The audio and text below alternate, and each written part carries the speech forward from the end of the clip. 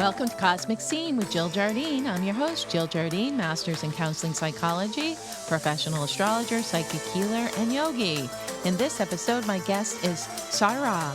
She is an oracle, mentor, and awakening catalyst. This is part one of a two-part episode series. You're going to want to stay tuned to hear what Sar Ra has to share. In this episode, my guest is Sar Ra, who is an oracle, mentor, and awakening catalyst. We're very excited to have her on Cosmic Scene to talk about the soul, the awakened body, and so much more. And if we're lucky, she will do a channeling or two for us. You can reach Sar Ra at her website, www.lightlove.ca. So here we are with our guest, Sar Ra, and we're going to be doing this series on living in the new frequency, embodying the awakened life. And it is my honor and pleasure to introduce Sar Ra. Hi, Sar Ra. Hello. Thank you so much for having me here. It's such an honor. We're so happy that you're here, Sar Ra, and I'm really excited to hear about your name, even the transition from Becca VO to Sar Ra, what it means to be a channel, and how this is manifesting for you in your life right now. So we could start with the name change and why it wasn't just symbolic, but necessary in who you were becoming and are becoming. Well, so I am 43 years old currently, and I would consider myself to be right at this next blooming in my human design. And knowing how my soul has chosen my life path, I know that this point in my life, there is some form of rebirth happening within my cells, within my identity, into this kind of, soul's purpose. And it's a really exciting time in my life for me, also highly challenging because, and we will talk about that. But through my life, I've come through a lot of trauma and a lot of self neglect and self hatred and deep shadows that come from bold experimentation. I came here to really experience the depth of human potential. And in our current reality, which is 4D, we live in this mental realm. So I was experiencing a lot of that in my own mental realm. Yes, I've experienced external trauma, but a lot is the programmed self devaluation would be kind of what I was going through in my past self. And through coming through that muck of depth in my ability to feel and see and seek the light within this murky heaviness, I started to embody more and more of my own soul's light. And it started with, very common trauma healing through somatics, through nourishment, and kind of lifestyle changes that was pushing me to nourish my body first. So, really on this physical level. And then tapping into energetics and the emotional body. And of course, the mental body is wrapped in there because we like to pathologize that body so much and control so much through that body. But through my healing journey, I just kept kind of fully accepting more and more of who I am, which happens to be a highly sensitive being through the trauma, like being awakened through the traumas I've been through, and also just through my own human design, by the way that my soul picked my body. I am a highly sensitive being. Well, a couple things I want to say about that. You speak for many, and you're ahead of the curve, because I think the way to the higher consciousness and the awakening is having to dive deep into what the body's holding, into the traumas. And it's finally a time, I think, on the planet where more of the population are open to that. It was just perhaps, a psychotherapy niche kind of experience for people. But I think because Mother Earth is going through that, that individuals like yourself, waking up and doing this process and this deep inner work, you're helping the collective activate this within themselves and get to this next level of the soul of which you speak. And one other thing, as an astrologer, I just find it really interesting that this is happening 42, 43 years old, 44, which is considered a Uranus opposition in astrology.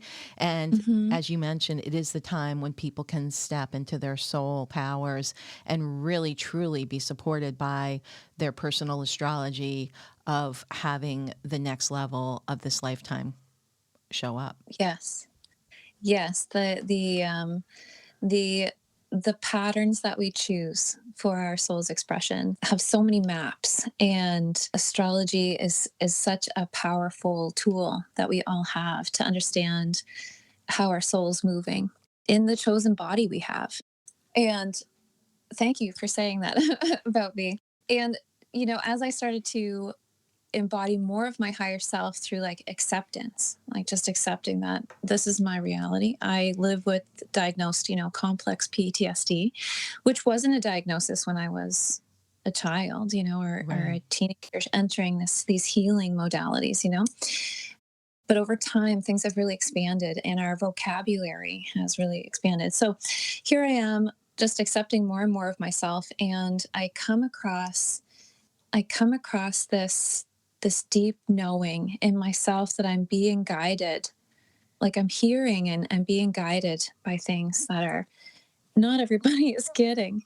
And there was scary times in there dealing with society's pressures of being pathologized for my sensitivity and what I was picking up. But I just stayed true to my heart. And through that journey, I came into this deep communion with my own higher self and being able to hear it. Like I started to awaken as a channel, and this happened in my mid 30s.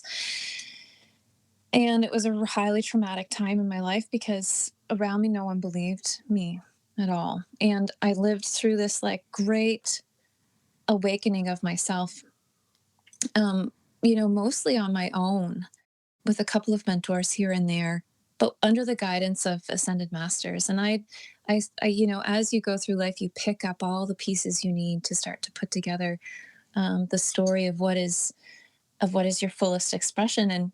And the ascended masters kept guiding me to just turn my sight inward to my own heart or my own light more and more and more. And when I got into this moment, I had this rapturous moment of just full self communion. And in that moment, I just met myself, on my whole self. And be that the term the oversoul, or it certainly was not my higher self. And so I feel a good way of describing it would be like being one in my oversoul. And I've been there a couple of times, but this had clearer message that I am Sar Ra and this is happening, and to get ready because things are changing. And so I just was overwhelmed with this moment. And from that moment, there was no turning back. It was like 2 days later, I told my mother, kind of thing. And here we are. And that's 1 year from this solstice, from like when we get Wow. the solstice this year, summer solstice. That's Yeah. been June 1 year. 21st. Wow. Yeah. So there's been a lot that's happened in this past year. And I know that you Hmm. must have gotten some signs along the way that this was real, that this was the oneness, the soul infusion, as we used to call it, of the personality, Hmm. and which actually then kind of like takes over the ego. And what kind of signs or what other things happened to show you that this was it and it's not going away? This is Sar Ra is now here and has kind of unified with the former Becca VO, and they are one, moving through life together. Yeah. It's like there was a lot of moments where when I was absorbing my true self, which is perfect and whole and pure, and sanctified. And as I kept accepting myself as that, it was as if the version, like the egoic patterning of Rebecca, started to lift and be able to just be in coherence with the one, which is me. And so, like, that pattern of me is still present. Don't get me wrong. I still face the egoic response of my human program, which is attached to her. And so that's there. But she, over time, she just became more like, you could even consider it maybe metaphorically like resting.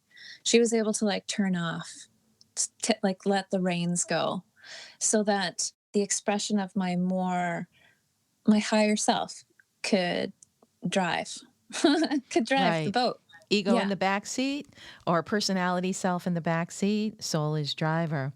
And what did you have to Mhm. let go of regarding things like relationships, beliefs to step fully into being Sar Ra? And was there grief in letting go of that past identification?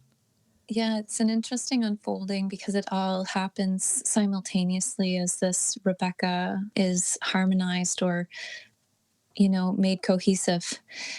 My life changed. I faced deep illness, and that, like, I just kept getting these soul pushes. I left my marriage and built a tiny home and moved off grid and Wow. went through all of this deep healing.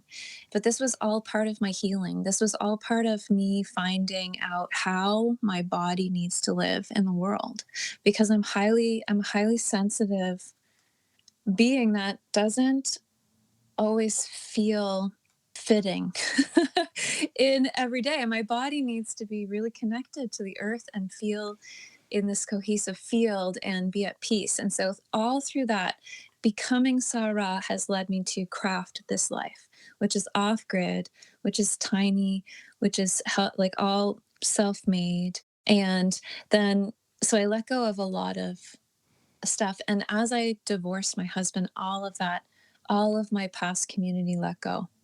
It was a really epic time. And I actually like thank my soul now for like preparing such an epic story for me now. So that happened. And, I'm still navigating relationships and how my soul's purpose fits with the story of what I thought I was. It's still unfolding. That's a phenomenal story. I like that you got off the grid and you're living in a tiny house. I love the concept of those tiny houses, and so that means that you're sustainable and that you're really Mhm. connected to the earth and away from all the EMFs, 5G, 6G. Is that right? Well, I can't say that really anybody can truly get away from that. Yeah, So I found ways to protect myself, clear myself, and staying close to nature for certain, for certain. It's helps. been, yeah, it helps for sure. Hmm. The other thing I want to comment on is what you said about your body. Once you fully stepped into the soul infusion or the oversoul, the physical Hmm. body went through some things. It sounds like you went through some different symptomology, maybe, and some metamorphosis, transformation in your physicality. Was that true? Yeah, and it all again is simultaneously happening. And then this like rapturous moment where I got the name was like a turning point of healing. So my body went through this real change as I escaped the hands of the system, and my body just became more full of vitality. But I'm still going through healing in the body. I'm still, as I accept more and more of myself, my body is still adapting, and that will happen my whole life. Is this relationship with my body and its lived reality on Earth and how it unfolds in the moment. But as I was leading into the this knowing with my oversoul, I was becoming more and more clear and more heightened experience in hearing my heart, getting direct knowing from my higher self. I was walking as much as possible as led by my higher self. I was working as an oracle, I was working as a psychic, working as a healer, offering that service. I had a bit of a different perspective, but that was all unfolding. And then there was this direct moment of, okay, I'm Sarah. And then since then, it's like accepting the responsibility of the honor to Wow. walk on earth with that kind of focus. I want to get to the oracle, psychic, and channel and how that comes through you. But a lot of people, I think, are going through transformation in their physical body as we go Hmm. into, let's say, the higher dimensions. You're saying that we're 3D, 4D, 4D, the mind, 3D. Let's call it the collective thraldom that goes on the planet. Hmm. But there's the theory and the worlds we walk in that we're going into these higher dimensional realities. And then there's all the astrology that's tied into that this year. But what I've seen with some of my healer friends and people who do this kind of work of transformation is that everybody seems to be going through a physical shift. This is the first wave of Hmm. what I'm seeing. Sounds exactly what you've been going through. And it is. It's the trauma from the past. It's all those old patterns that have been in the tissues and in the organs and in the physicality. There's almost like a massive purging. So, what would you say? What would be your advice to someone who might, of course, everybody's journey is going to be different, but what would you say to somebody who's going through that and probably freaked out, thinks that the medical system might have the questions or think that it's an organ breakdown or something major, which, it's always good to go to your health and medical people, but a lot of this is energetic in nature. What would be your words of wisdom or encouragement on how to ride those waves? Well, everybody's body is completely unique. And that's the most important special thing about it is that you're going to go through your expansion in a very individual way. And so the only perspective that really knows the truth for you is your own body. Mm, And so the relationship with your own body is very important. And I always look at the body as healing from some sort of distortion that is mm-hmm. keeping me accepting myself as perfect and that the world is actually perfect because we're all just one unified field of love. And so as you are accepting more of your own perfection, more of your own Christed light, there's going to be like changes in the body that require it to go through healing processes. So you might get symptoms like colds and headaches and achy elbow and sore neck and maybe even pneumonia, if when, the light coming in your body causes that kind of emotional distress. So my like what I do is I actually like give myself time every day to allow the energy in my body to just be recognized, to just be there Mm. in my awareness so that I'm not holding myself in tension. So it's kind of like laying in shavasana, Yeah. and just allowing myself to be so present in the amplified feelings of my body because I'm still going through deep healing. So sometimes I'm in pain. Sometimes I'm dealing with weird infections and things, or like I'm really not feeling very good at all. And I know it's just my body is returning back to its perfection in the best way that it can. So, listening to your body, because your body will tell you exactly what it needs. And so That's that's my that's beautiful. advice. Yes, that's beautiful advice and wisdom. And the body is our teacher. Our society is not geared to look at it that way. I think what No. happens when anything comes up, it immediately goes into fear or worry, and then that old template of disease, illness, aging, all comes up. But what you're sharing with us is the truth, the truth of the body as the vehicle for light, for heart expansion, for connection to oneness. And I think we can't get that message out enough during this time period or even ever. We can't get that. And it's amplified right now. Yeah. So, I mean, I'm focusing here on the body because this is what I'm seeing so many people going through, healers and everyone, but I Mhm. think it is related to the infusion of light on the planet. And once we can put this into a paradigm of healing, wholeness, expansion, and light, it will release that fear part that so many people hold from just conditioning. And you spoke to having to break through the conditioning of, Mhm. what's in our world and what you grew up with. And I think that's a huge message for people so that they can feel encouraged by what's going on and not fall into fear, which tends to be what people do. Yeah, and I love, Mother Mary has really been coming through strong in this like sense of being able to hold yourself in your fullness and to understand that like we came here to be human, and to be human means you have a body, and that body is going to talk to you, and that's part of it, and it's part of what we signed up for. So like being present with your body opens up so much in your potential here.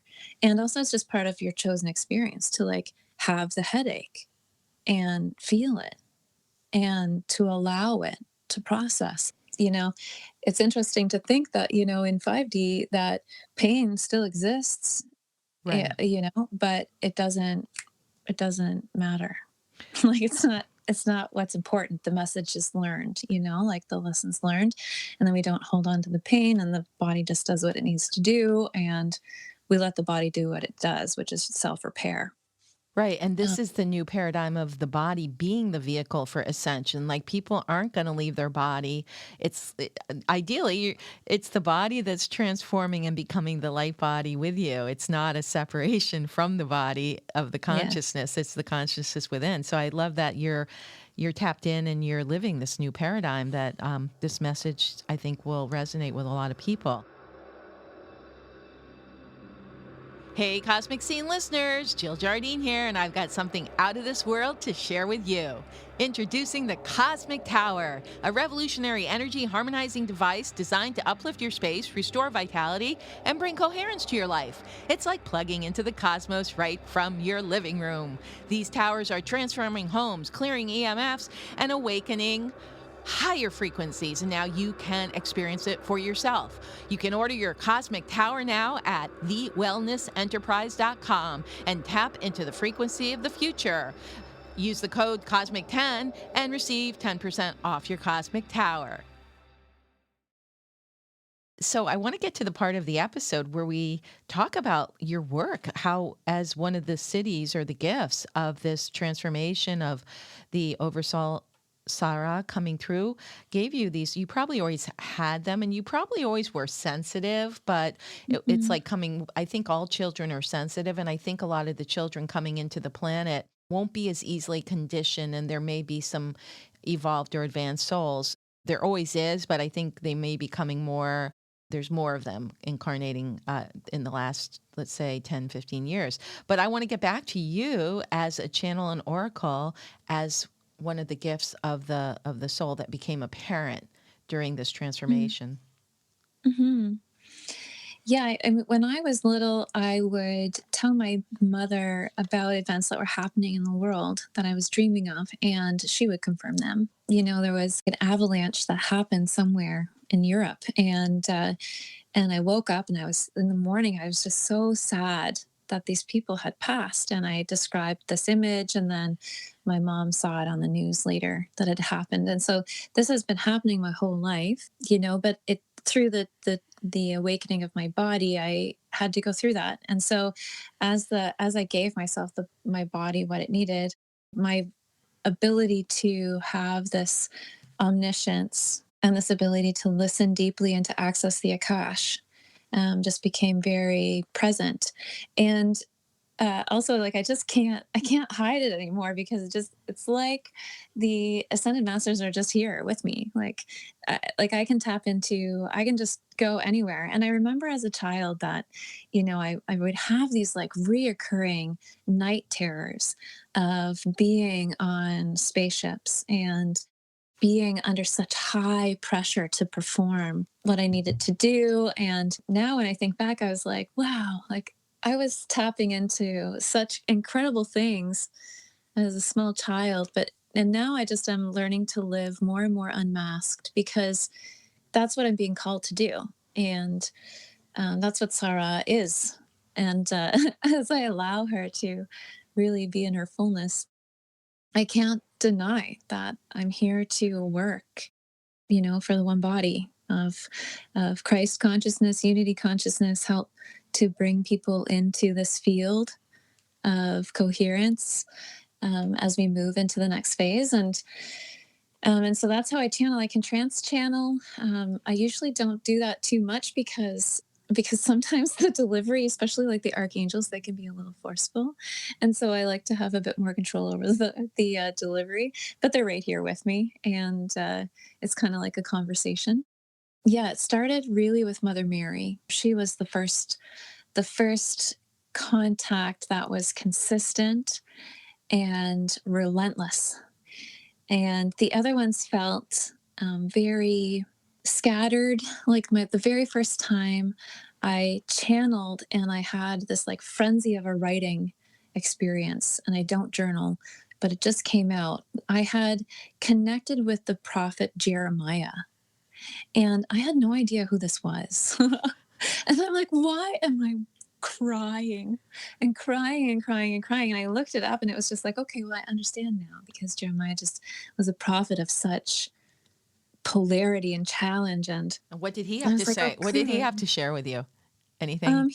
He told me that I had healing hands, and that I wasn't supposed to hide them, and that he came to show me the chariot that Ezekiel had seen. And later I came to know the chariot also as being connected to the Hathors. Oh, Um, yeah. and then the Hathors started to come in very quickly. And so right after Jeremiah came in and said about this chariot, the Orpheum angels, then I started to really just have a lot of connection. It And op- like it opened I'm the spending my pipeline. It opened the yeah, gateway. over the Yeah. pipeline. And like I live a very intentional life outside of the system, where I am, I'm devoted to prayer, I'm devoted to connection, I'm devoted to being this calling. And it just is. It just is me now. S- s- So Well, yeah. my last question for you then, just for our listeners too, Sarah, is that you weren't religious. You weren't like indoctrinated in any No. religion as a child or as a youth or anything. This is the pure Yeah. spiritual teaching coming through. It's not religiosity. Is that correct? Yeah, so Yeah. I had a brief encounter as a Catholic, was confirmed, but we went not very often. And then from there I went into university, and I studied anthropology and sociology and women's studies and gender studies and critical thinking and philosophy and psychology, and then fine arts. And in the fine arts I really focused on critical thinking and visual theory, which brought me into the understanding of archetypes and metaphor. And so all of my training through my life has led me to be able to interpret this formlessness that's being spoken right now, which you could consider to be the divine feminine. And so I have this, like, I've been trained my whole life in this, like, really beautiful constellation of explorations, right? By Rebecca, to have this wide ranging skill set in my brain to be able to take these frequencies that are coming into me and build metaphors for people and tell the story of them, I love it. It was like what translate. all your education and your experience was preparing you for who Sarah is and how Yeah. you would work in the world with her. Yeah. This is a beautiful story. And I think we're going to end part one here, Sarah. Are you working with people? Can they reach you if they want to get a channeling, or give your website if they want to, see what you're all about? Yes, certainly. So my website is lightlove.ca, and I do one-on-one sessions, which are 45 minutes, and it's by donation. And I also offer one-on-one coaching. That's a reach out to me by email. And I'm sure that Jill will share the details, Yes, um, in the show kind of thing. notes, we will share your email now that we have your permission to do so, and your website. So Yeah. this has been lovely, and I can't wait to continue the conversation in episode 2 on coherence, the language of the awakened soul. Thank you so much, Sarah. Perfect. Thank you so much.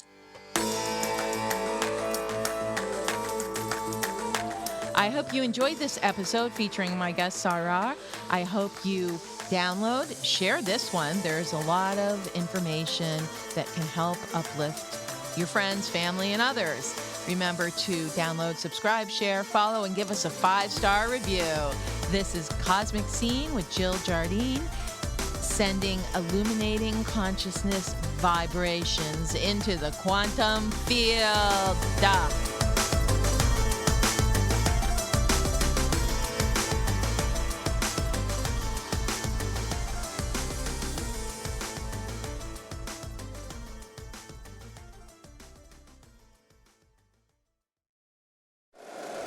If you like the show, please take a moment to rate, review, and subscribe. It really does help the show to grow. Thank you for listening.